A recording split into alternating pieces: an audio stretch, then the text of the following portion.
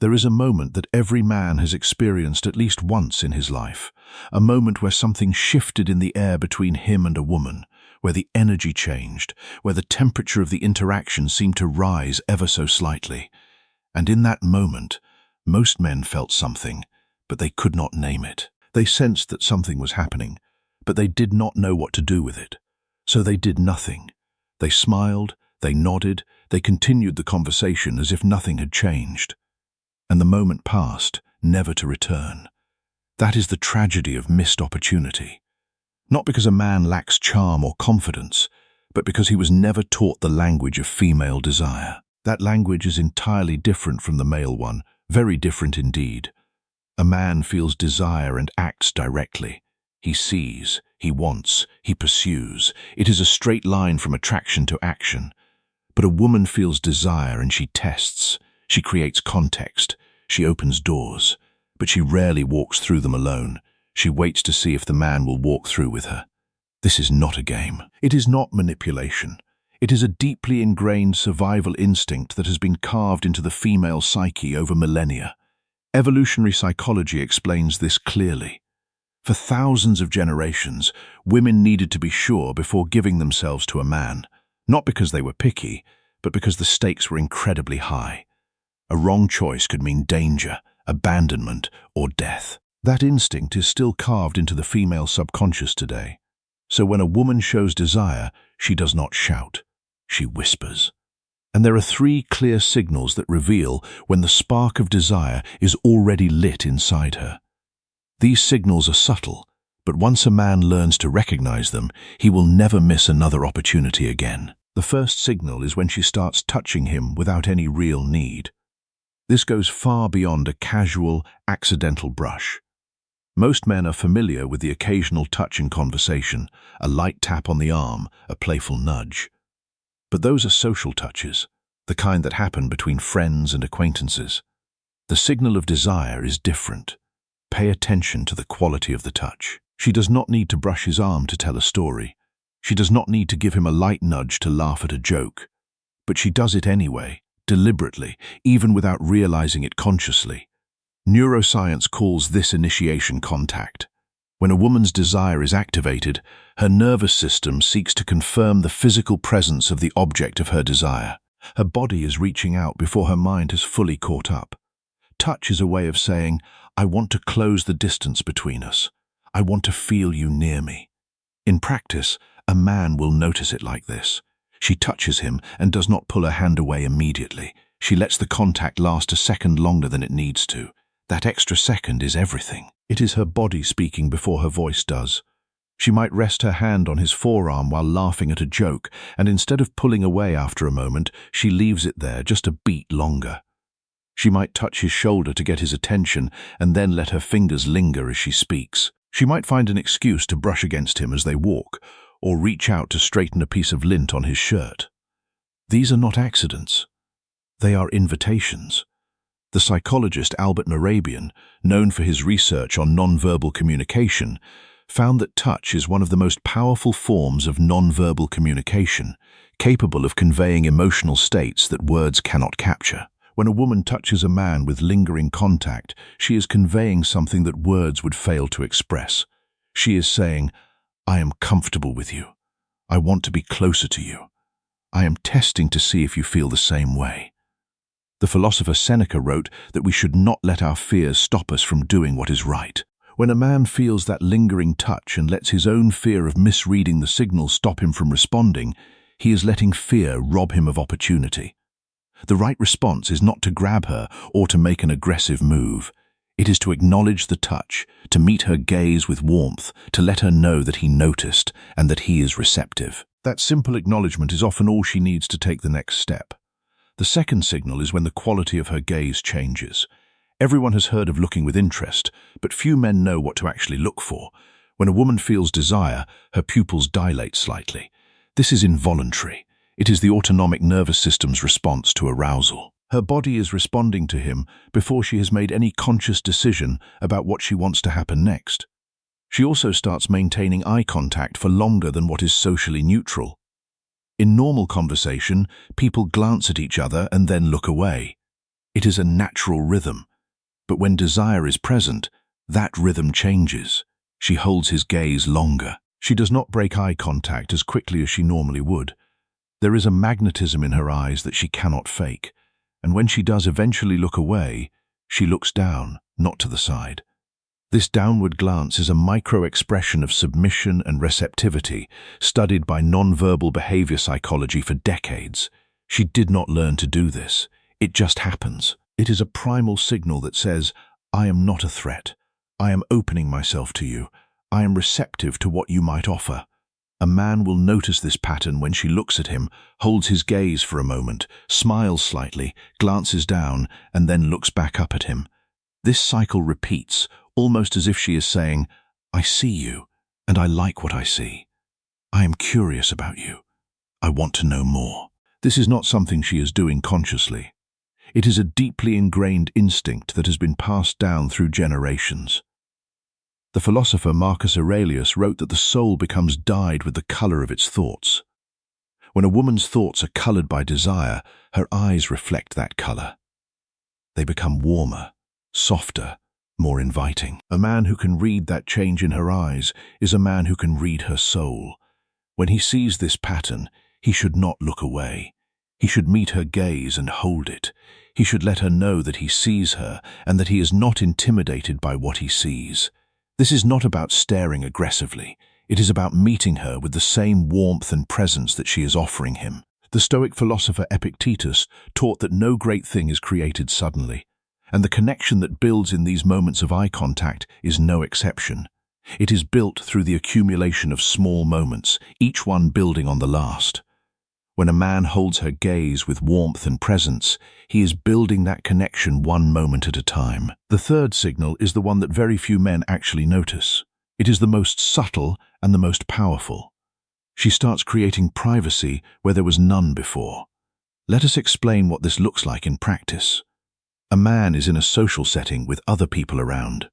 Maybe it is a party, a bar, a gathering of friends. The conversation is flowing. There are other people nearby, and suddenly she finds a way to isolate his attention. She suggests grabbing a drink together. She calls him over to see something in a corner. She lowers her voice as if she is about to tell him a secret. She positions herself so that her back is to the room and his attention is focused entirely on her.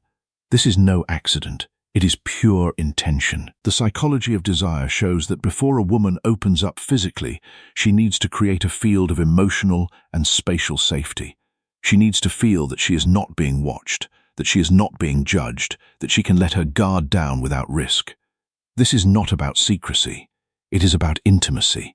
She is creating a bubble that only the two of them occupy, and she is testing to see if he will enter that bubble with her, if he will understand the invitation for what it is. Because if he understands and responds with presence and confidence, the next step happens naturally. The philosopher Zeno of Citium taught that the goal of life is to live in agreement with nature, and it is human nature to seek connection, to reach out, to create spaces where intimacy can flourish. When a woman creates a private space with a man, she is acting in agreement with that nature. She is creating the conditions for connection to happen. A man will notice this signal in the way she subtly changes the geometry of their interaction. She might step closer to him, reducing the physical distance between them. She might turn her body toward him, excluding others from her field of attention. She might speak in a lower tone, inviting him to lean in to hear her. She might suggest they step outside for some air or find a quieter corner where they can talk without interruption. These are not coincidences. They are invitations.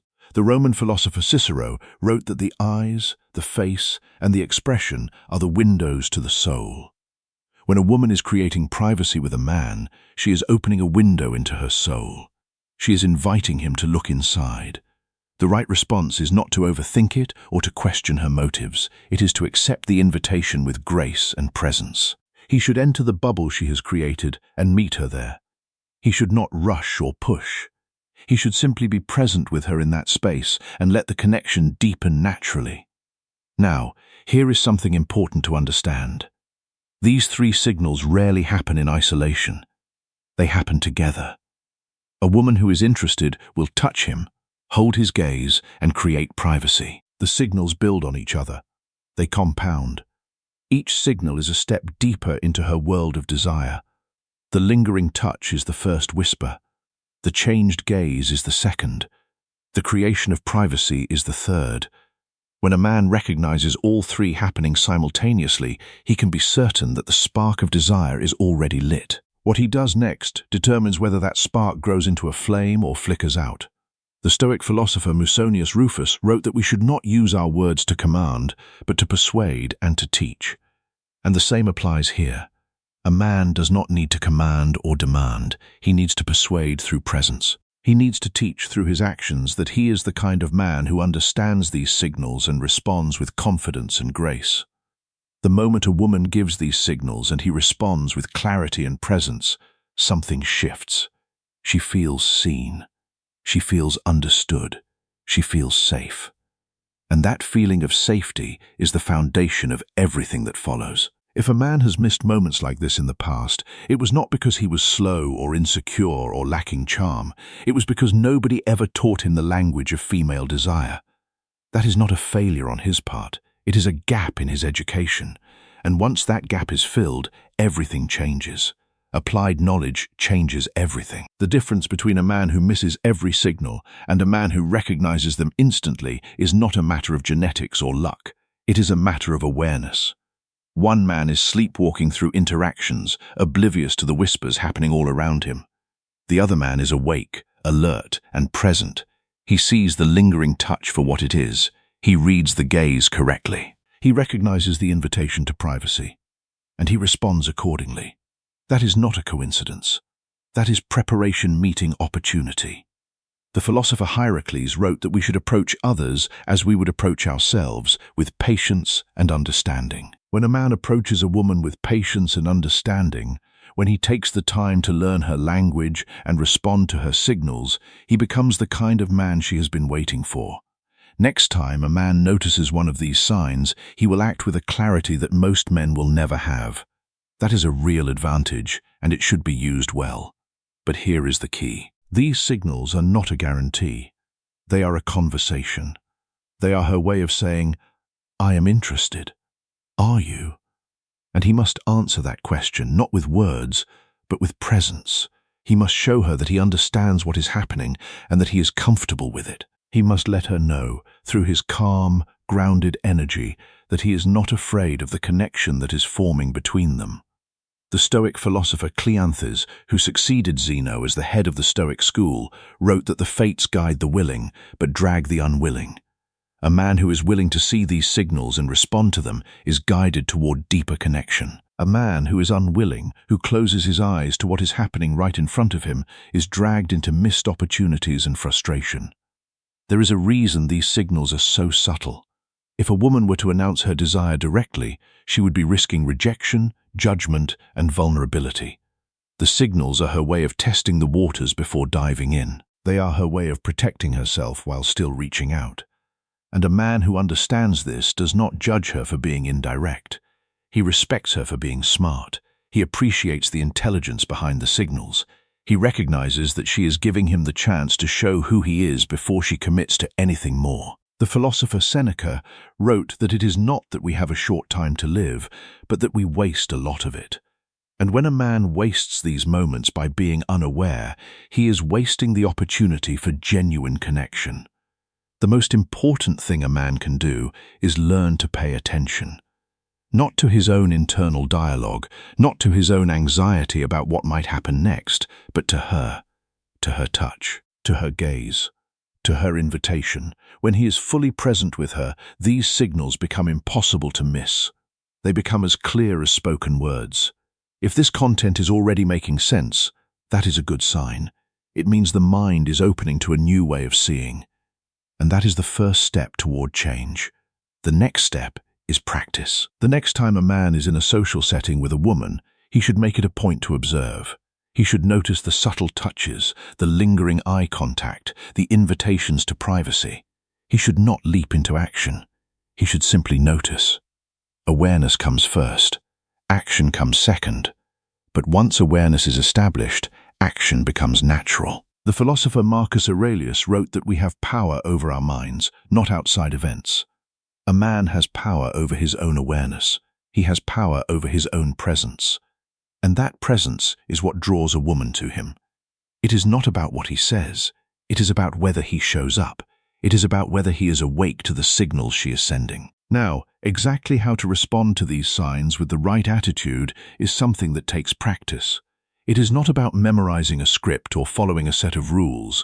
It is about cultivating a state of presence that allows him to act from a place of grounded confidence rather than anxious calculation. When a woman touches him, he does not need to make a joke or comment on the touch.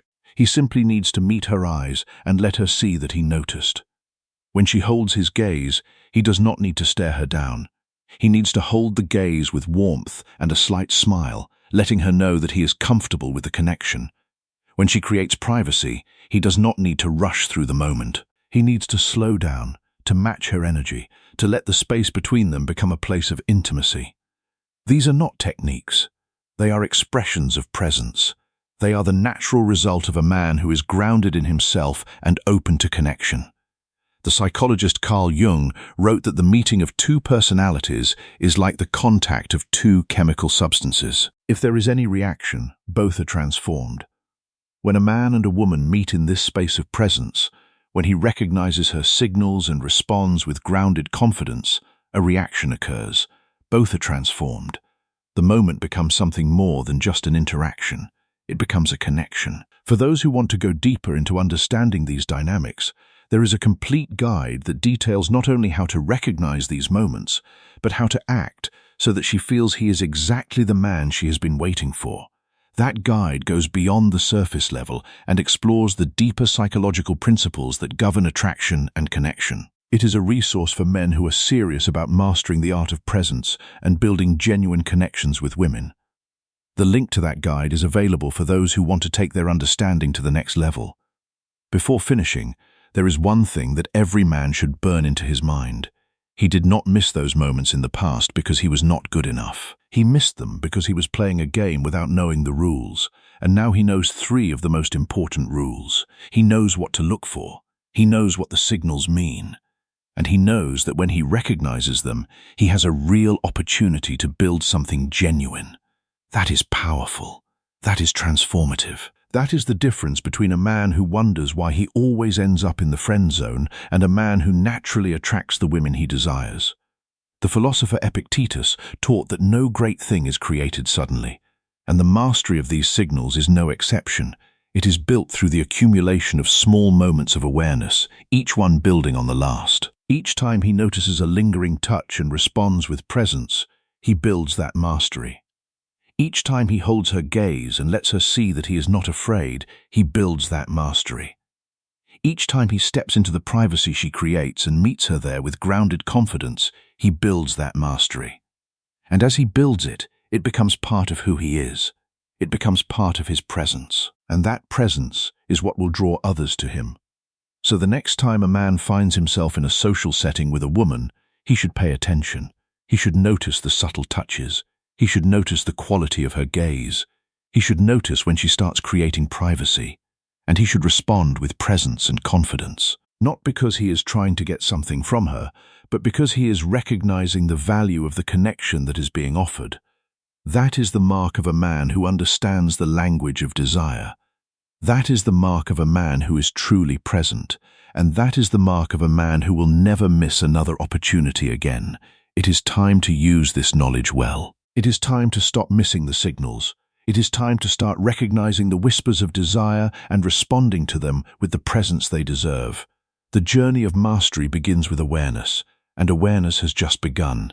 If this video helped you in one way or another, please consider supporting the channel using the Super Thanks feature. Your support means a lot, and it helps us keep creating better content specially for you.